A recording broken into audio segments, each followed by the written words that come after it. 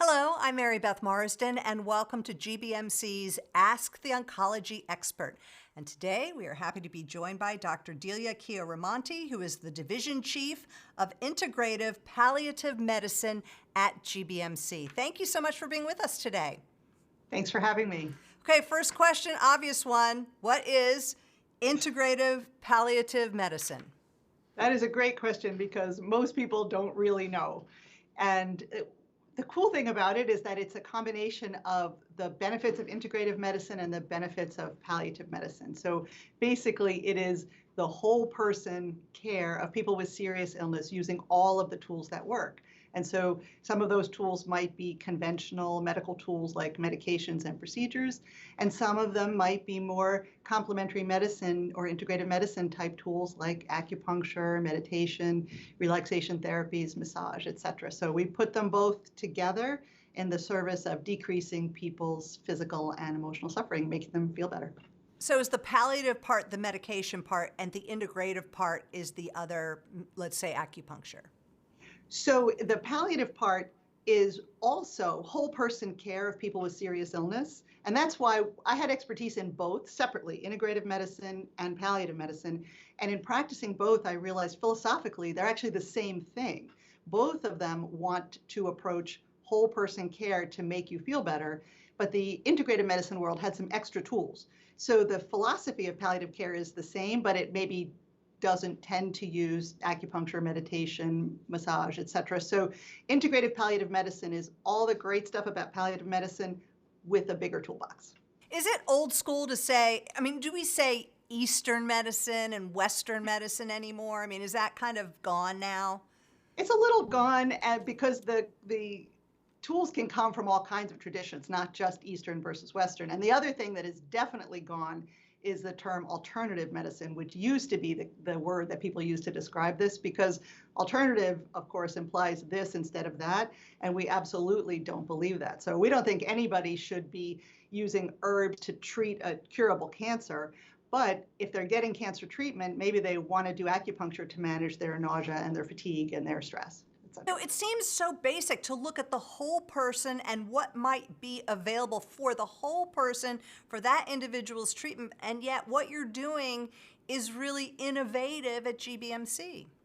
100%. When I used to teach a medical school course on integrative medicine, at the end, always a couple students would come up to me kind of sheepishly and say, I know we just learned all this great stuff, but shouldn't this just be medicine?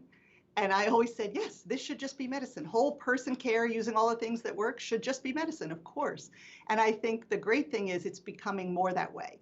When these sorts of tools were in the bucket of alternative medicine, of course, conventional physicians may not have been comfortable with that because they know they have something in conventional medicine that can help you.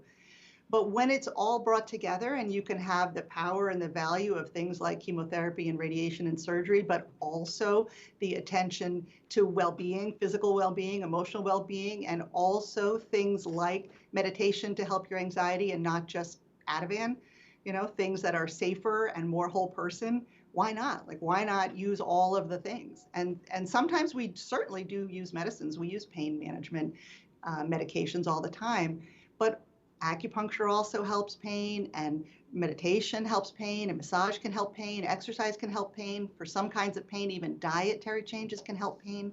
So we don't want to give people a whole bunch of strong pain medicines without also using all of those safer non-pharmacologic tools.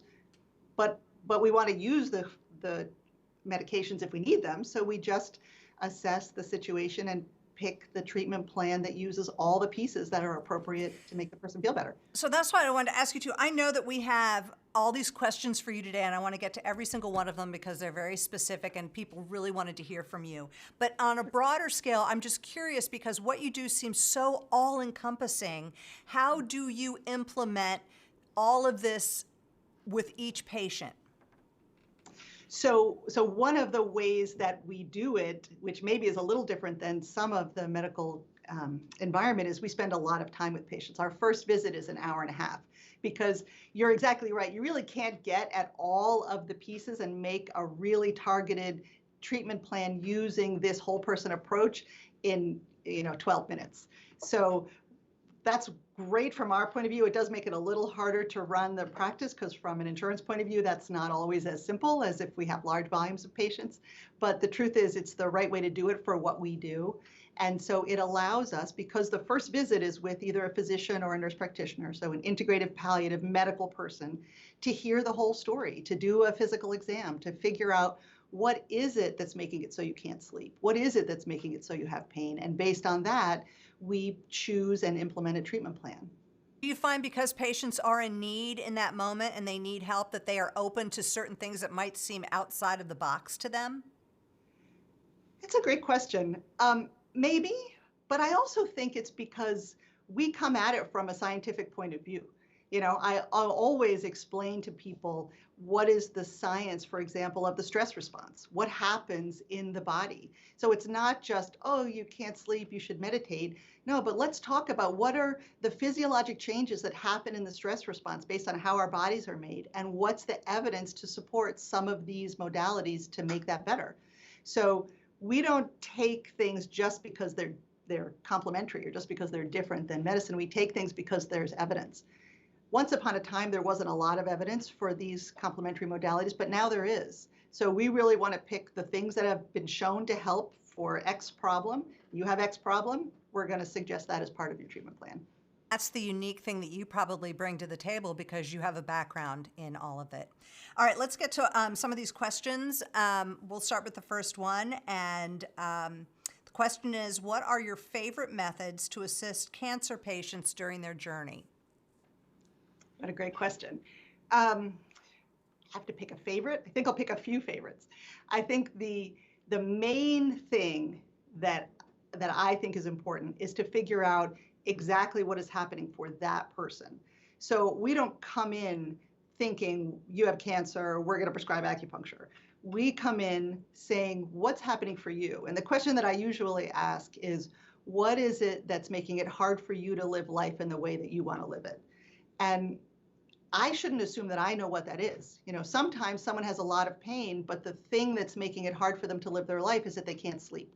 They may feel like, no, I can handle my pain fine, but I can't sleep, or I can't control my worry, or I can't get out the way I used to and I don't feel like myself anymore. And so the thing that I like the best is to be a detective and figure out what is it that is making it hard for this person to live life the way they want to, and then bring my knowledge and experience to try to make that better. And it's different for every person. A person might look the same on paper, two people might look the same on paper, but their treatment plan after they see me might be completely different. Is there a cancer treatment, a particular effect of cancer treatment that affects patients more so than others? And for example, chemo versus radiation, and how do you help? Another pretty broad question. Sure, they definitely have side effects, and I think that's one of the important things about this topic is that cancer itself can cause symptoms, both physical and psychological symptoms, but then also the treatments for cancer can cause symptoms. So chemotherapy can certainly cause symptoms, radiation can cause symptoms. They tend to be different symptoms. So we just go where the patient is. Some people just have radiation, some people just have chemo, some people have both, some people have neither. And even each person responds differently. So some people are very nauseous and some people are not. Some people are really anxious and some people are not. So what we do is we know the kinds of things that are likely to happen. For example, chemo can make people feel tired. It can make people feel nauseous. It can make it sometimes that they just don't feel like themselves, so they don't do the things that they usually do.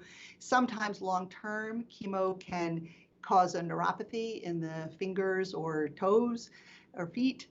So we know some of the things that are tending to happen, but I'm not going to assume that I know what's happening for you. So I bring the knowledge of what these things might cause, and then I hear from the person what is troubling them.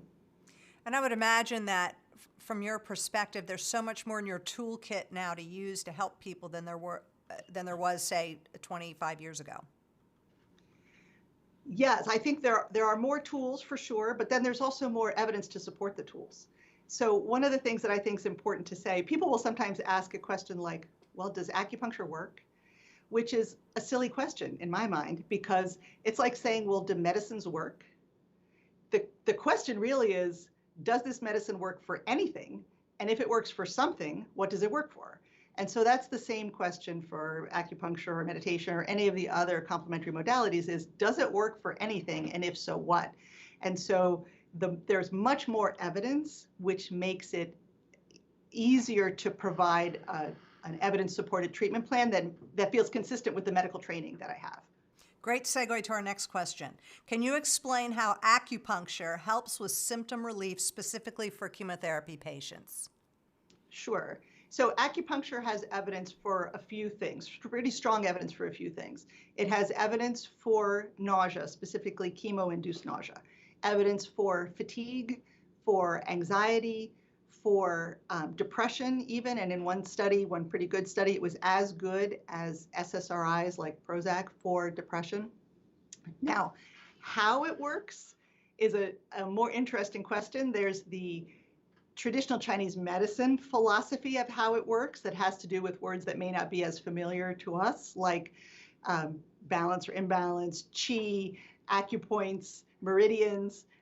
So there's a Chinese medicine philosophy of how it works, but there are also Western medicine philosophies of how it works that have more to do with things like stimulating the opiate receptors, pain receptors that we have inside of our body, pain management receptors, and also improving the way signals move along nerves.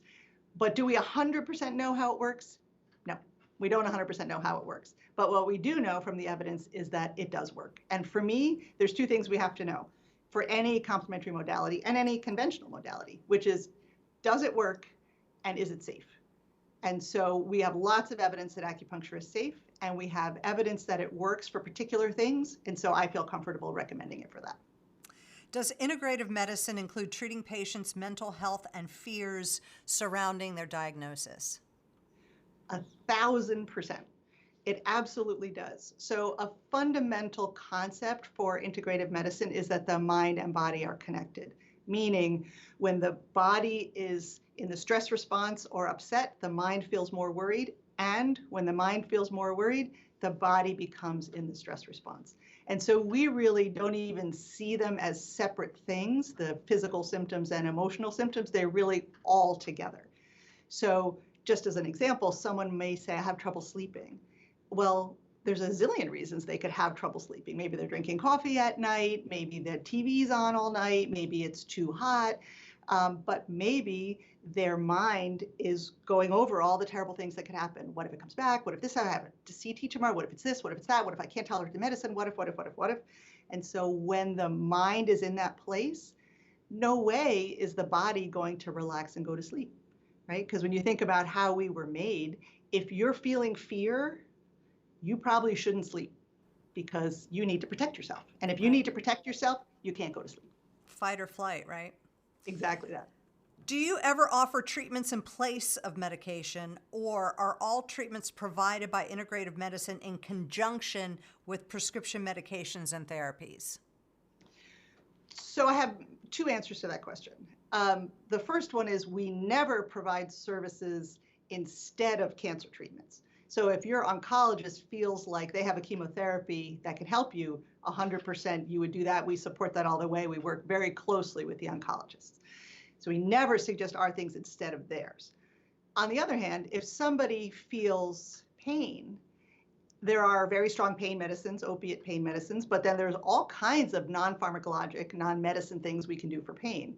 So in that case, we certainly might try some things that are not opiates to see if we can manage the pain with safer things. If it works, then we don't have to use the medicine. If it doesn't work and they need medicine, no problem, we use them together. We got a couple of questions as we're speaking. People are watching live and also sending in questions. One is, do you support medical cannabis as part of your approach? I do, actually. Medical cannabis can be very helpful for a few things that are relevant here.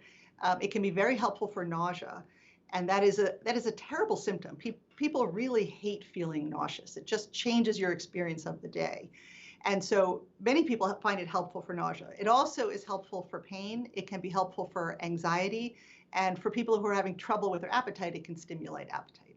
And it's safe, generally safe. The one place it's not so safe is adolescence. But in people whose brains have finished developing, it is a reasonably safe medication. Do you offer an exercise or stretching program? We certainly support exercise and stretching, and we talk about it a lot. We don't currently have someone on staff who teaches that per se, although that's in my plans, I hope, for the future, because it's a crucial part of being well is moving.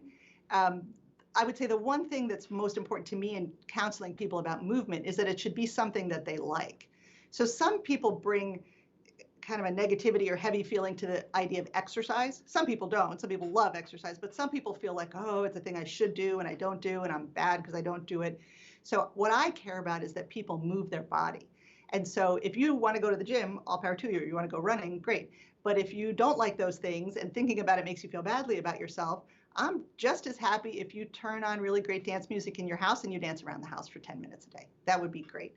So while we don't have a prescribed program, we certainly put it into the well-being programs that we offer to patients.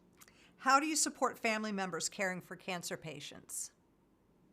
So the unit of care for palliative medicine, and in my mind also for integrative palliative medicine, is the patient and family.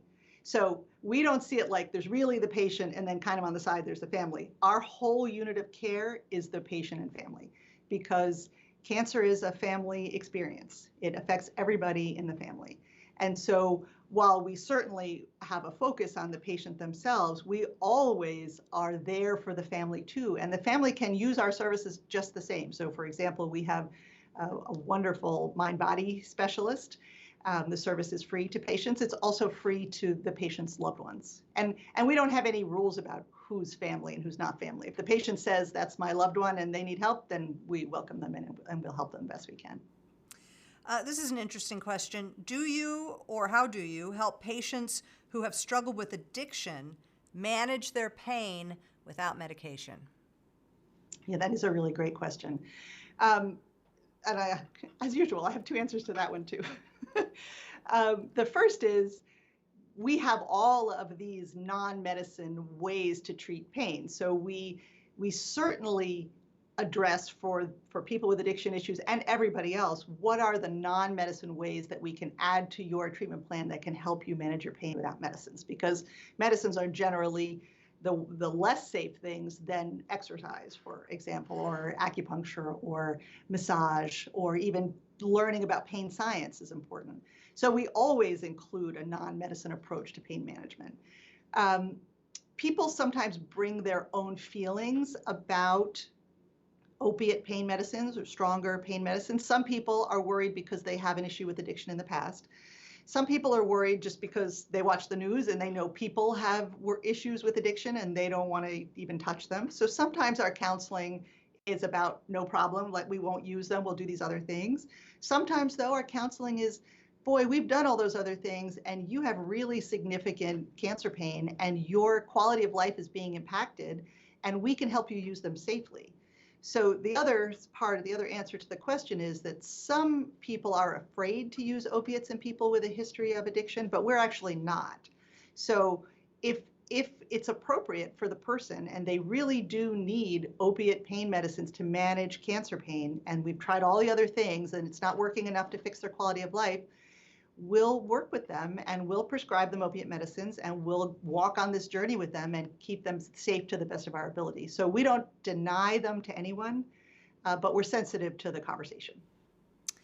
Are the services you provide covered by insurance by and large?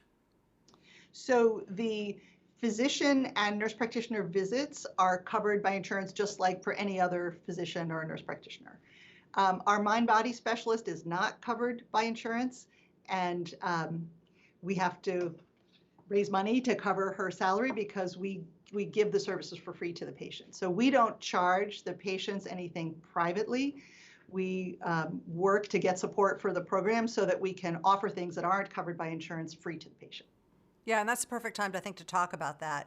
This is where the community can come into play, and people who are past patients sometimes will support the program. But can you just talk a little bit about how it is important to have outside support monetarily and otherwise for what you offer? It's incredibly important. This is soul work, really. This is a special way to provide care to patients, but unfortunately, it doesn't fit neatly into the insurance system. And so programs like this almost across the board lose money from an insurance perspective. And so the only way we can keep providing this care is with support from other people in the community who feel the same passion, who want to help people with cancer in a whole person way, and feel called to be part of the mission. So we're grateful for any support that anybody feels called to offer. A couple more questions before we let you go, because I want to get everyone's question answered.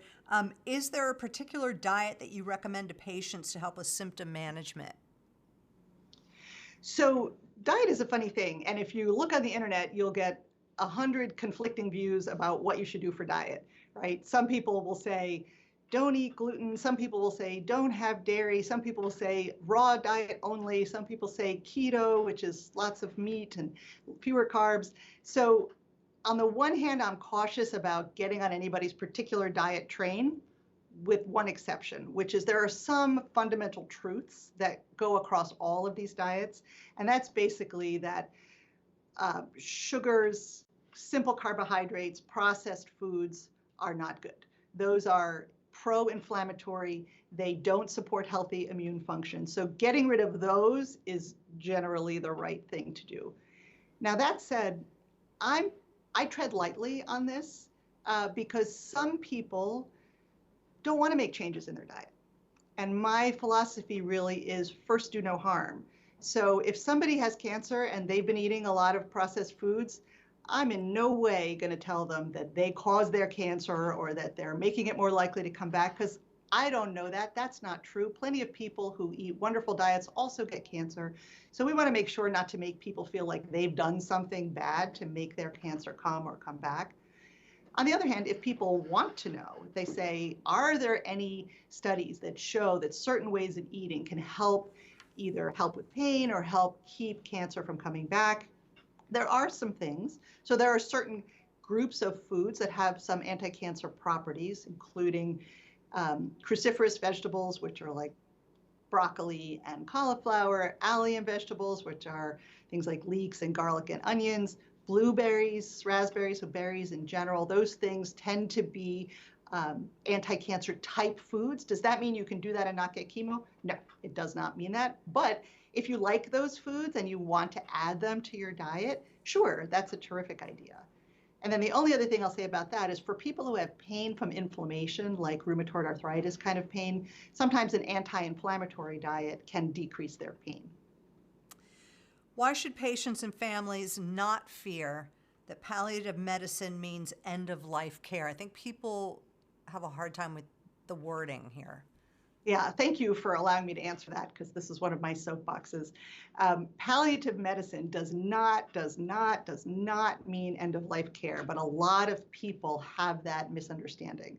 Palliative medicine is symptom-focused care for people with serious illness. And what that means is paying attention to the things that are making it hard to live your life in the way you want. So while your oncologist is working on trying to make your cancer go away, who is paying attention to, do you have pain? Are you nauseous? Are you tired? Are you scared?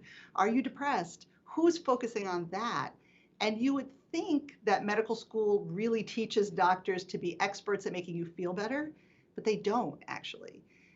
Medical school teaches doctors to find disease and get rid of it if they can, which is important and wonderful, but it's not the same as making you feel better, which is why having integrative palliative medicine alongside oncologists is really the perfect marriage, because the oncologists are working on getting the cancer away or under control to the best of their ability. And the integrative palliative doctors and nurse practitioners are focusing on making you feel better as a human being so that you can enjoy your life. Can integrative medicine help reduce the risk of cancer returning? That's a great question. I'm going to tread lightly. Are there things that may help? There are things that may help. And you may find other naturopathic doctors, for example, who would take a stronger stance than I do about that.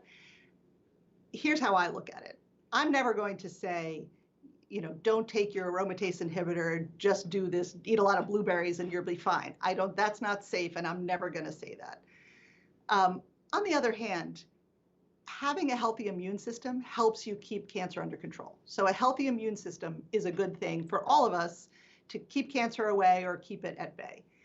And we do know that there are some behaviors that help support healthy immune function, like managing your stress really well, sleeping enough, having an anti-inflammatory diet that doesn't have a lot of processed stuff and simple sugars. Those things support a healthy immune system.